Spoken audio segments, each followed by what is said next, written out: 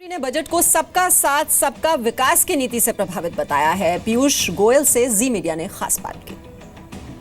तो देश का बजट, और इस वक्त हमारे साथ पीयूष गोयल पावर मिनिस्टर मौजूद हैं सेंट्रल गवर्नमेंट से।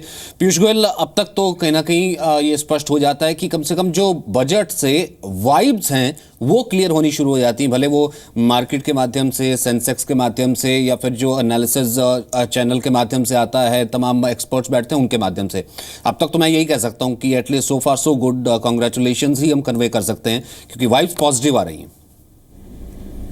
भाई साहब, ऐसा है कि इस बजट के माध्यम से जो 3 वर्ष से प्रधानमंत्री श्री मोदी जी अलग अलग विषयों पे काम कर रहे थे, उसको एक बहुत बड़ा बूस्ट दिया जा रहा है। उन्होंने काले धन और भ्रष्टाचार पे जो मुहिम चलाई थी, इस बजट में उसका अगला चरण देश के समक्ष रखा गया है।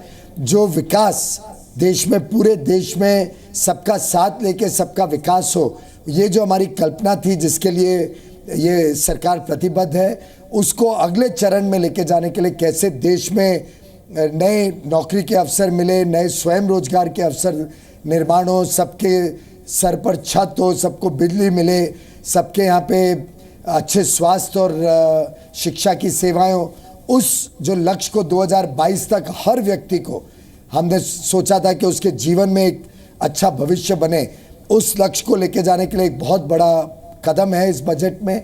और बिना किसी को कोई कठिनाई पहुंचाए, बिना किसी के ऊपर बर्डन किए, इस बजट में ट्रांसफॉर्मेटिव इनिशिएटिव्स हैं। और डीमोनेटाइजेशन के बाद क्या ये बजट एक चुनौती की तरह था? और इसमें कोशिश भी की गई है कि बहुत से हमने ऐसे भी ओपिनियंस देखे हैं कि सस्टेनेबल ग्रोथ की बजाय जो है एक बैलेंसिंग एक्ट की तरफ ज्यादा ध्यान दिया गया, यानी कि अमीर जो है उसे भले थोड़ा सा इफेक्ट हो जाए लेकिन गरीबों को यहां पर दिया जाए। एक बैलेंसिंग एक्ट तय करने की कोशिश की गई। और इसी से जोड़ करके अगर मैं पूछूं, फिर वो जो फिजिकल 11.5 का रखा गया है, वो क्या फिर ज्यादा दूर नहीं नजर आता? इस बजट में हर एक विषय एक कड़ी में चलते आ रहे हैं और वास्तव में सस्टेनेबिलिटी उसका मूल अंश है।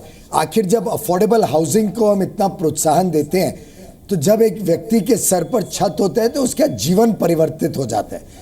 जब हम एग्रीकल्चर में 10 लाख करोड़ के ऋण देने की बात करते हैं सस्ते दर पे, तो एग्रीकल्चर के में से इनकम डबल कैसे हो 2022 तक, उसमें एक बहुत बड़ी पहल है।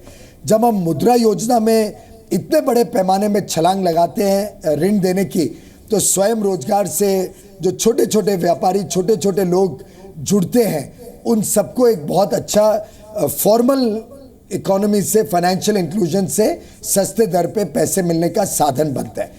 और एक एक इस विषय जो इस बजट में छूता है, वो सब भारत को एक सस्टेनेबल ग्रोथ ट्रैक पे लेके जाने के लिए तय किया गया है। जर्नलिस्ट के तौर पर, एक जर्नलिस्ट हम ये कह सकते हैं कि क्रिटिकल व्यू में ही एंड करना है, ताकि गवर्नमेंट जो है वो भी कहीं ना कहीं सचेत रहे। ये एक आया पॉइंट ऑफ व्यू ये भी कि कहीं ना कहीं जो टारगेट सेट किए गए हैं वो बड़े हायर टारगेट्स हैं, क्या गवर्नमेंट उसे अचीव कर पाएगी? तो हम ये उम्मीद करते हैं कि पीयूष गोयल साहब जब अगले साल आपके साथ बैठे होंगे, जब तक आप बड़े टारगेट नहीं सेट करो, जब तक आत्मविश्वास नहीं हो आप में कि आप कुछ बड़ा कर सकते हो, तब तक आप देश का उद्धार नहीं कर सकते हो। प्रधानमंत्री मोदी जी कोई छोटे लक्ष्य वाले व्यक्ति ही नहीं है। उनका लक्ष्य है इस देश से गरीबी खत्म हो जाए।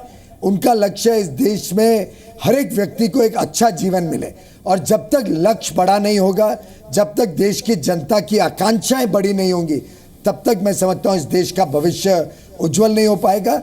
हम बड़े टारगेट रखें, उसी में हमारी काबिलियत भी दर्शाती है और उसी में हमारे ऊपर एक प्रकार से अकाउंटेबिलिटी भी आती है।